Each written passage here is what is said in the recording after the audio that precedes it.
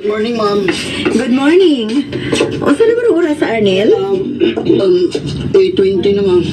Ingon ka na ba ang gini anak permi, Arnel? Kanunay kang malate? Naglaom ka ba? Nga makamao ka pa sa klase? Kung kanunay kang malate? Sorry, ma'am. May gibuhat ang good ko. Ang pirmigyo kong maliit, ma'am. Kanunay nga makakita nimo ang atong principal. Nga maugid na permi ang imong iabot din he.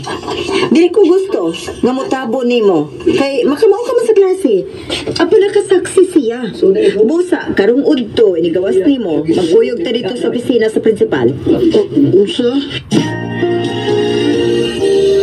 Lingkod mo, Ma'am Sanori. Ug ikaw sab, Arnel. Thank you, ma'am. Thank you, ma'am.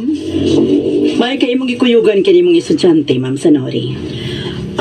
Dili ko gusto nga mutabon siyang sayop, ma'am. Unsa ba hinungdan? Nakanunay ka mang malate. May problema ka ba? Tupag ka ang principal, Arnel. Ipangutana ka. Ang tinuod, ma'am. Gusto nga gina punta nga mo undang. Mahulong lang sa pag-eskwela. Tungod kay masakit to man ang akong amahan. Kapan siya, di nga masugot. Nga ako naman lang good, ma'am, nga ako lang magguwang ang nagtrabaho. Kunya, si mama, nanawat og labada.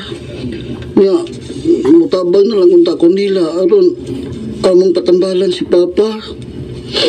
Pati man, masugot ang akong amahan, ma'am. Maong nakahunahuna ko nga, buhat to sa magtatapa. Nihangyo ko nila na maglibot o kinapanan. Aron nga makatabag ko nila ni mama o ni manang. Unsa? Mauri ka na hinungdan, Arnel? Manuwa ka man musulti na ako sa tinuod. Dili uta ta maabot din sa principal. Mas labing maayo nga naabot kini imong problema din hinako, Arnel. Basin di ay, ug makatabang minimo.